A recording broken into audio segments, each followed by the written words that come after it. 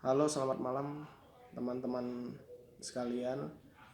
Di sini gue akan sedikit membahas tentang gimana sih cara kita untuk mengisi waktu luang kita di masa pandemi ini. Yang tadinya sebelum pandemi ini kita bisa beraktivitas seperti biasa, tetapi karena adanya pandemi ini segala aktivitas-aktivitas yang tadinya biasa kita lakukan yang menjadi tidak biasa. Dan juga di sini gue akan membahas tentang seperti contohnya nih, gue mahasiswa. Jadi seperti adanya tentang mahasiswa atau anak-anak sekolah yang diliburkan karena masa pandemi ini. Jadi gue akan memberikan tanggapan dari kedua hal tersebut. Nah, sekarang gue mulai aja, oke? Yang pertama, gimana sih cara kita itu mengisi waktu luang kita di masa yang sangat genting ini, di masa yang sangat istilahnya sangat krusial lah. Dibilang krusial sih nggak juga, cuman ya kita masih bisa beraktivitas lah, walaupun dengan adanya kebijakan new normal kita juga sudah diperbolehkan pemerintah untuk beraktivitas di luar rumah, tetapi ada rules tertentu di dalamnya, yaitu tetap menerapkan protokol kesehatan di luar rumah. Nah, jadi gue di sini nih akan membahas salah satu kita mengisi kegiatan kosong kita ya. Misalkan nih, kita yang tadinya nggak biasa olahraga, kita olahraga di rumah. Yang tadi kita olahraga di luar, kita olahraga di rumah. Terus misalkan kita mengerjakan tugas kita, yang tadinya kita tidak suka ngerjain tugas, kita jadi suka ngerjain tugas. Terus ya kita bisa mengisi waktu luang kita bersama keluarga kita, dan juga yang buat teman-teman perantauan yang tidak bisa bersama keluarga, ya bisa mungkin bersama teman kosnya berkumpul, berseteru, saling berdialog lah istilahnya kan. Yang tidak bisa, itu bagian teman-teman perantau ya, yang nggak bisa pulang bertemu keluarganya. Ya jadi di sini sih mudah-mudahan ya pandemi ini cepat berlalu ya. Ya siapa sih yang menginginkan pandemi ini berlangsung lama? Kan nggak ada toh. Pasti masyarakat menginginkan cepat berlalu. Nah, di sini juga gue akan menanggapi perihal seperti gimana sih kita menerapkan protokol kesehatan di luar rumah. Sebenarnya gampang aja sih intinya, dengan menjaga tubuh kita, dengan meningkatkan metabolisme tubuh kita, dengan kita menjaga imun kita, menaikkan imun kita dengan cara makan makanan yang bernutrisi, tidur yang cukup, dan mengatur pola makan pastinya itu ya. Terus mengatur olahraga kita teratur. Tiga kunci itu kalau kita jalani secara rutin, secara bersamaan, pastinya imun tubuh kita atau metabolisme tubuh kita itu bekerja atau meningkat. Nah, di sini juga dengan kita menerapkan protokol kesehatan, kita juga membantu pemerintah untuk menuntaskan segala persoalan-persoalan yang dimana setiap harinya permasalahan positif COVID itu pastinya ada dong ya, tidak mungkin nggak ada kan. Yes, ya kita mau nggak mau kita harus membantu pemerintah. Kita membantu bukan harus dengan uang ataupun donasi, tetapi kita itu membantu dengan usaha kita, dengan pengabdian kita kepada negara ini, supaya terbebas dari segala pandemi yang sedang berlangsung pada saat ini.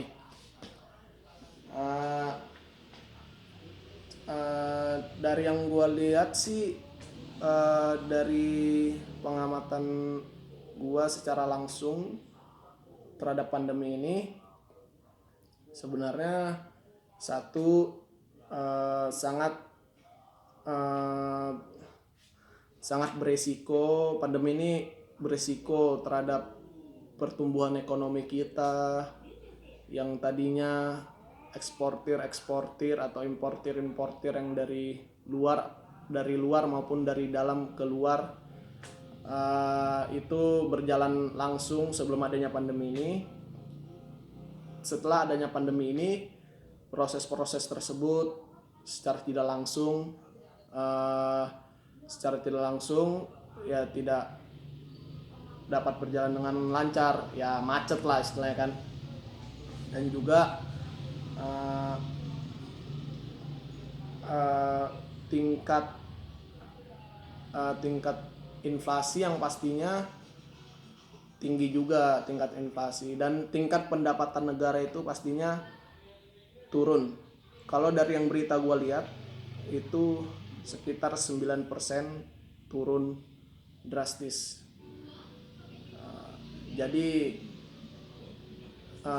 dengan adanya kebijakan new normal ini, kalau gue pribadi sih berharap para pelaku usaha atau pelaku pembisnis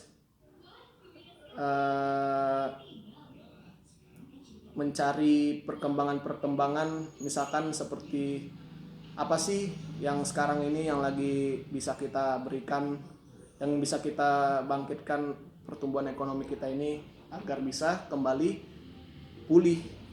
Misalkan contohnya nih, kita bisa dibilang yang tadinya APD kita kurang memadai, tetapi setelah diteliti APD kita itu sebenarnya sumbernya itu, atau istilahnya bahan-bahannya itu sudah layak, sudah dikatakan layak dan sudah diuji kelayakannya.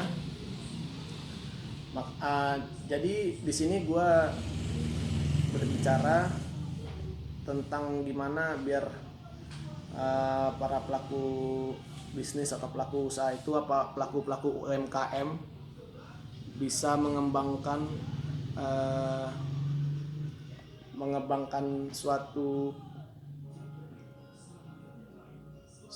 keunggulan lah pada saat ini. Misalkan kita nih memiliki kelebihan, sebenarnya sih nggak memiliki kelebihan, tapi kita ada seperti bahan baku pembuatan APD yang dari yang gue dengar dari Amerika itu, mereka itu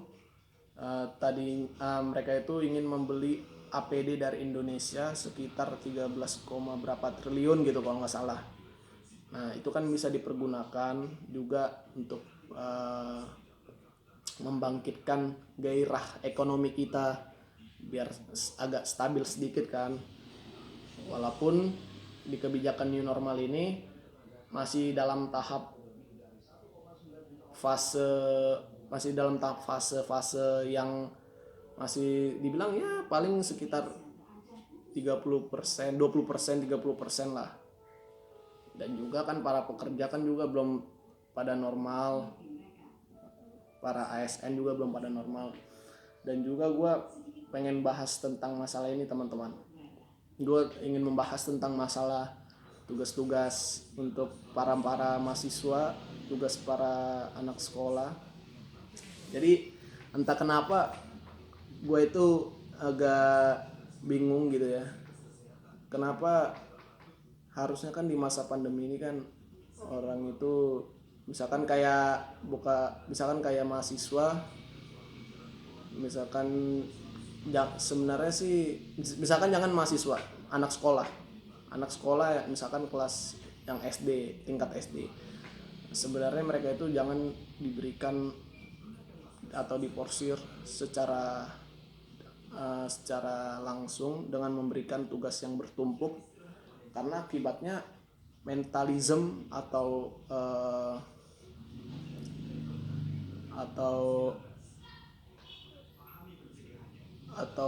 kepribadian dia itu jadi nggak berkembang gitu kan dengan adanya tugas banyak.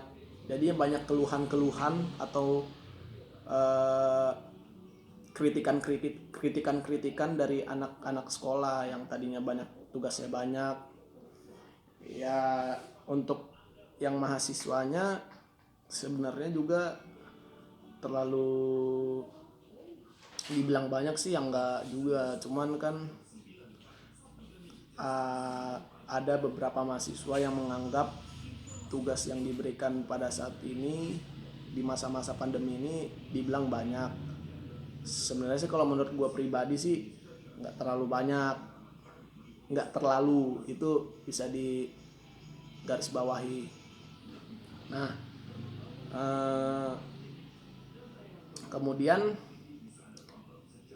tugas-tugas itu juga kalau untuk gue pribadi nih sekarang, kalau untuk mahasiswa tugas-tugas itu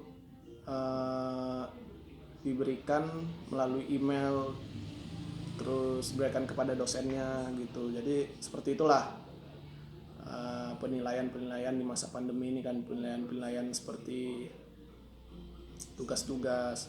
Dan juga nanti kebetulan gue mahasiswa Palangkaraya, Universitas Palangkaraya, jadi kebetulan rektor gue itu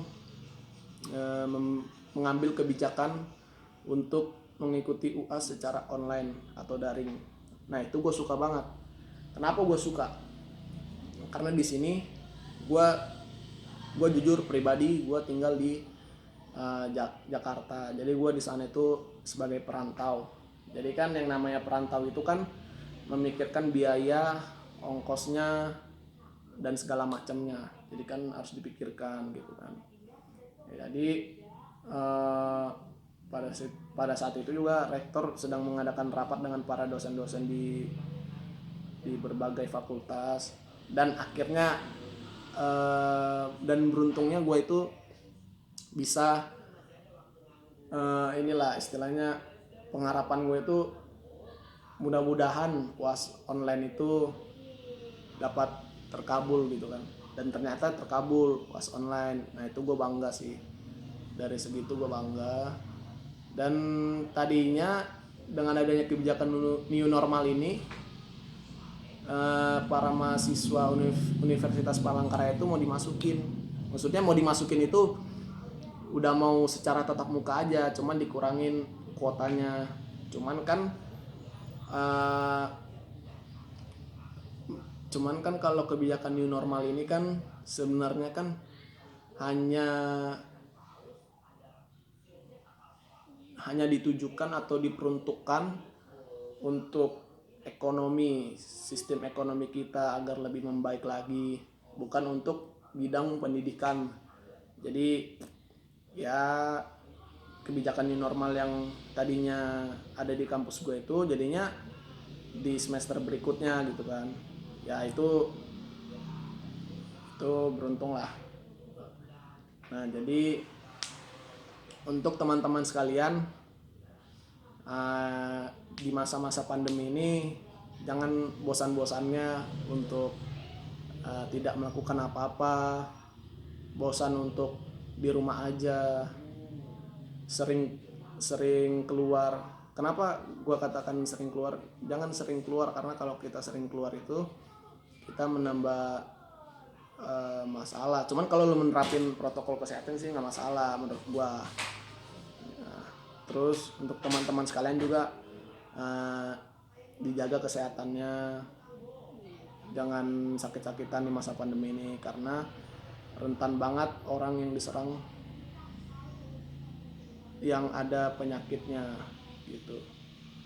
Dan juga selalu semangat dalam menjalani hidup, tetap tetap selalu bersyukur. Ya gitu aja sih.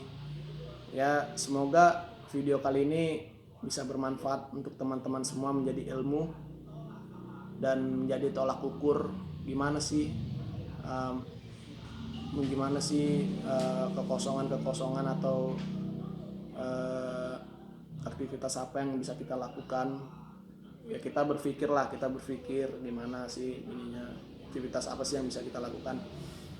Jadi sekian aja, gua bakalan rajin upload jika subscriber gua menambah terus dan like gua pastinya bertambah dong. Itu gua pasti upload terus. Nah, sebelumnya gue juga mengucapkan terima kasih kepada teman-teman gue yang udah mensubscribe channel gue ini supaya lebih berkembang lagi, dan like-nya juga sih ya lumayan walaupun 11. Viewersnya 32, ya lumayan lah kalau baru-baru pemula ya kan. Ya jadi sekian aja dari gua. Jangan bosan-bosannya ya teman-teman menonton channel YouTube gua, karena gua di sini juga masih belajar gitu. Jadi oke, gua tutup aja ya. Jadi jangan lupa di like, di subscribe, and di comment. Tetap tonton YouTube gua, jangan bosan-bosannya. Oke, gua tutup ya. Bye.